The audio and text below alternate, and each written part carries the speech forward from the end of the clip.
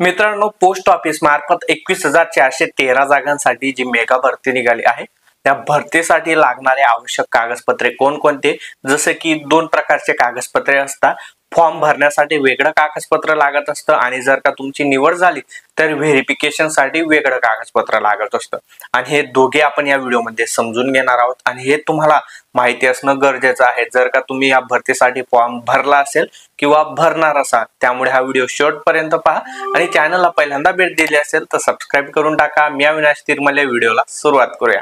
तर स्क्रीनवरती तुम्ही पाहू शकता computerworldcenter.com या वेबसाईट वरती मी आलेलो आहे आणि भरती अँड जॉब या सेक्शन वरती जर तुम्ही क्लिक केलं तर पोस्ट ऑफिस भरती कागदपत्रे अशी तुम्हाला माहिती येथे पाहायला भेटून जाईल।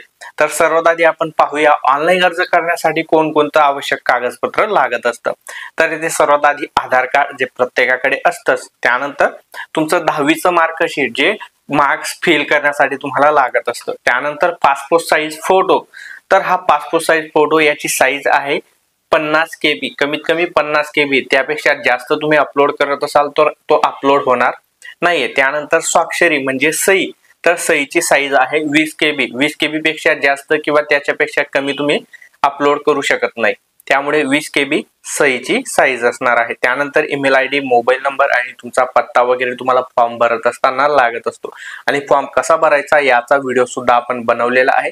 तुम्ही अजून फॉर्म भरला नसेल आणि तुम्हाला घर बसल्या भरायचा असेल तर त्याचा व्हिडिओ मी या व्हिडिओच्या शेवटी देऊन देणार आहे। तसेच आपल्या या वेबसाईट वरती या आर्टिकल मध्ये खाली दिलेला आहे। त्यानंतर येथे बघा, भरतीमध्ये जर का तुमची निवड झाली तर तुम्हाला डॉक्युमेंट व्हेरिफिकेशन साठी बोलवण्यात येत असतं आणि त्यावेळी तुम्हाला येथे जेही डॉक्युमेंट मी तुम्हाला सांगणार आहे हे सर्व डॉक्युमेंट ओरिजिनल तसेच त्यांचा 2 सेटचं झेरॉक्स तुम्हाला घेऊन जावं लागणार आहे। तर इथे बघा, पहिलं म्हणजे 10वीचं मार्कशीट, कारण परीक्षा म्हणजे जे शिक्षण पात्रता आहे तर तीच 10वी पास आहे, त्यामुळे तुमचं 10वीचं मार्कशीट ओरिजिनल प्लस त्याचे 2 झेरॉक्स, त्यानंतर ओळख पुरावा म्हणजे आयडेंटिटी प्रूफ म्हणून तुमचं आधार कार्ड, मतदान कार्ड किंवा ड्रायव्हिंग लायसन्स यापैकी कुठलंही एक तुम्ही घेऊन जाऊ शकता। त्यानंतर जातीचा दाखला, त्यालाच आपण कास्ट सर्टिफिकेट असं म्हणत असतो। PWD सर्टिफिकेट, तुम्ही जर का PWD या कॅटेगरी मधून अर्ज केला असेल तर लागेल, जर केला नसेल तर लागणार नाही। त्यानंतर EWS सर्टिफिकेट, तुम्ही EWS म्हणून अर्ज केला असेल तर ते लागेल, नाही तर लागणार नाही। ट्रान्सजेंडर सर्टिफिकेट, तुम्ही ट्रान्सजेंडर मधून फॉर्म भरला असेल तर ते लागेल किंवा तुम्ही ट्रान्सजेंडर असाल तर लागेल, अतिरिक्त लागणार नाही। त्यानंतर डेट ऑफ बर्थ प्रूफ, तर येथे तुम्ही तुमचा जन्म दाखला, जन्माचा पुरावा म्हणून जन्म दाखला किंवा शाळा सोडल्याचा दाखला, TC, LC यापैकी कुठलंही जोडू शकता। त्यानंतर मेडिकल सर्टिफिकेट, जे गव्हर्नमेंट डॉक्टर कडून सरकारी दवाखान्यामधून तुम्ही घेतलेलं असावं, एवढं डॉक्युमेंट्स तुम्हाला डॉक्युमेंट व्हेरिफिकेशन साठी लागत असतं। तर ही होती याबद्दलची सर्व माहिती।